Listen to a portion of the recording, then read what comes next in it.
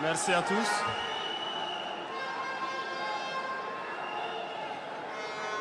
Bonjour, camarades combattants pour la liberté, pour la souveraineté et l'indépendance réelle. Bonjour.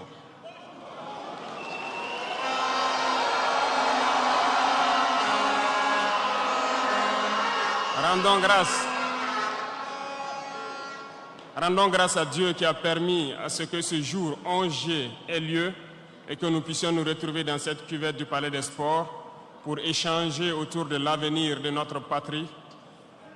À l'issue donc de votre décision le 25 mai dernier de nous confier la destinée de notre patrie pour 5 ans encore. Soyez-en remerciés.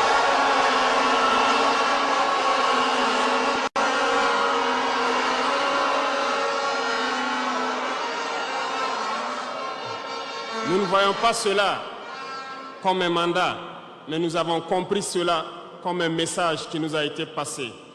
Et le message a été très bien reçu et nous ferons tout pour toujours mériter votre confiance.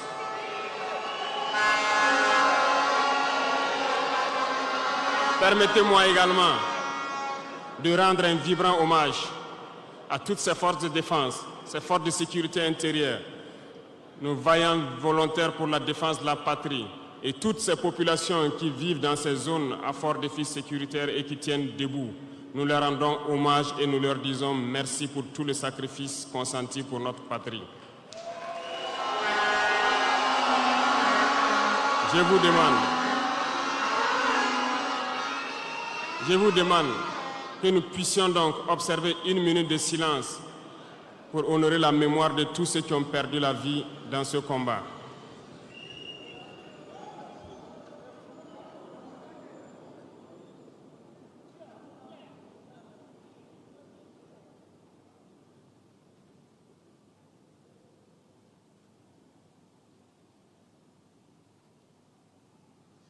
Je vous remercie.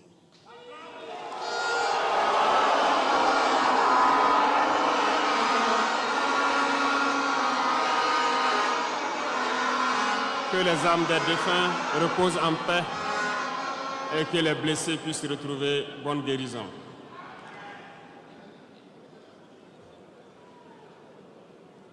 Camarades, l'émotion est grande, certes, mais permettez-moi que j'articule mes propos en 3 phases. La première phase va concerner l'étape à partir de laquelle je vais vous expliquer comment est-ce que nous voyons ce monde. La deuxième phase, nous allons nous consacrer à vous expliquer pourquoi nous devons continuer à nous battre.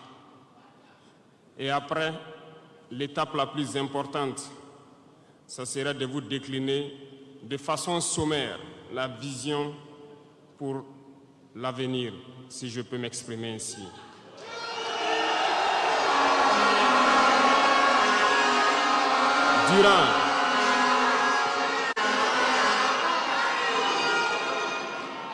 Durant ces 20 et quelques mois passés donc à la tête de l'État, nous avons eu à rencontrer plusieurs hommes politiques venus de toutes parts.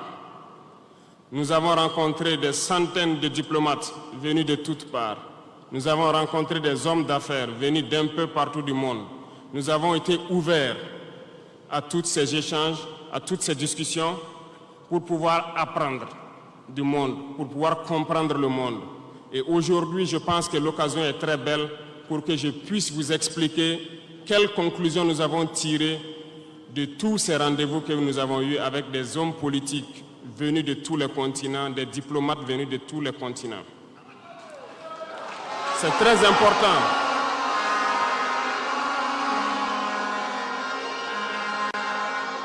C'est très important la conclusion que nous avons tirée et ça doit vous permettre de comprendre le monde. Parce que souvent, dans nos contrées, nous n'avons pas cette perspective de pouvoir avoir accès à certaines personnes qui vont vous enseigner beaucoup de choses à travers leur comportement, à travers leurs propos. et aussi en vous disant comment ils nous voient.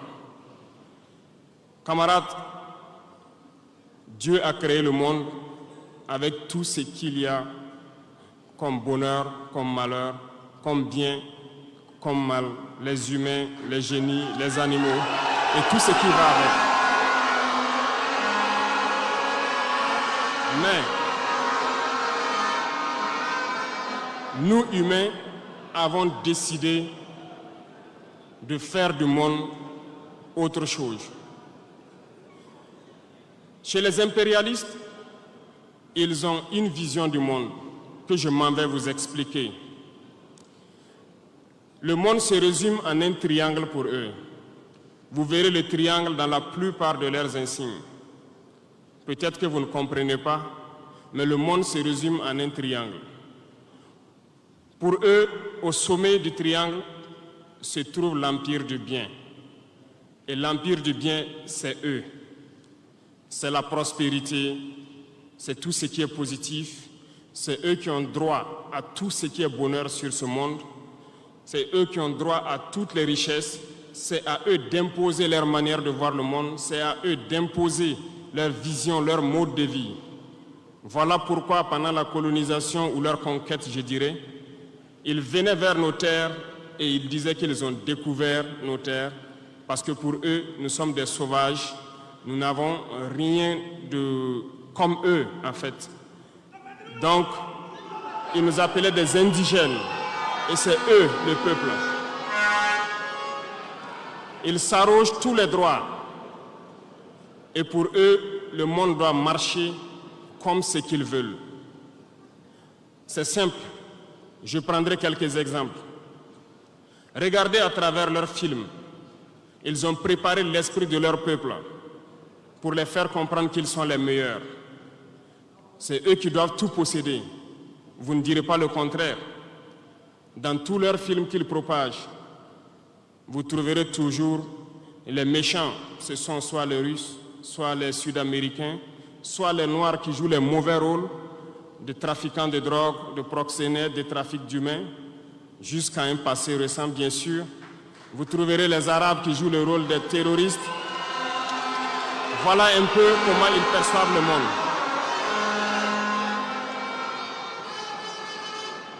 Quand je prends sur le volet économique, qui parmi nous n'a pas traité les produits chinois des produits Shintok, comme on aimait l'appeler, de mauvais produits? Mais aujourd'hui, j'ai pu vous dire qu'on a tout tort. Parce que la Chine est à un niveau de technologie assez avancé. Et c'est en Chine que la plupart de ces pays viennent s'approvisionner, mettent leur marque dessus et nous revendent comme étant leur propriété. Regardez autour de vous. Nos entrepreneurs qui sont dans le BTP ne diront pas le contraire. Tous leurs engins aujourd'hui sont chinois. Ceux qui font le transport ne diront pas le contraire. Ils nous ont menti parce que nous avons fait le tour du monde un peu dans ces 20 mois pour chercher des entreprises, pour chercher des usines. Et nous avons compris que tout revenait là-bas. Mais par leur communication, ils nous ont amenés à détester tous les produits chinois, à vouloir nous faire comprendre que ce qui est bon venait de chez eux, pas forcément d'ailleurs. C'est simple. Remonter le temps. Pour mieux comprendre ce que je dirais, il faut remonter un peu le temps. Et j'espère que certains iront lire. Qui sont les tsars, les conquêtes mongoles, les empires perses, turcs et ottomans. Lisez leur histoire, vous comprendrez pourquoi le monde est ainsi fait. À la base du triangle, il y a deux empires.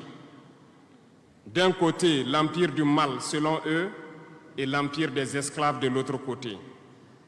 Voilà comment ils voient le monde. Qui est-ce qu'ils appellent l'empire du mal?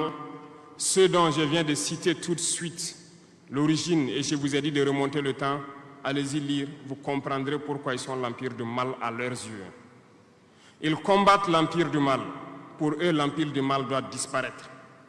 Pour eux, l'empire du mal incarne le diable. Ils communiquent et ils le font comprendre à leur peuple ainsi. Voilà pourquoi après la Seconde Guerre mondiale, dans les années 80, je prendrai le cas de la Russie où tous les stratagèmes ont été mis en œuvre pour l'effondrer avec le président Gorbatchev. En États-Unis, c'est le président Ronald Reagan qui était à la manœuvre. 3 stratagèmes principaux ont retenu notre attention. Ils sont allés donc au niveau de l'Arabie Saoudite les demander de baisser le prix du pétrole de 35 $ à 7 $ pour faire écrouler l'économie russe. Parallèlement à cela, le deuxième stratagème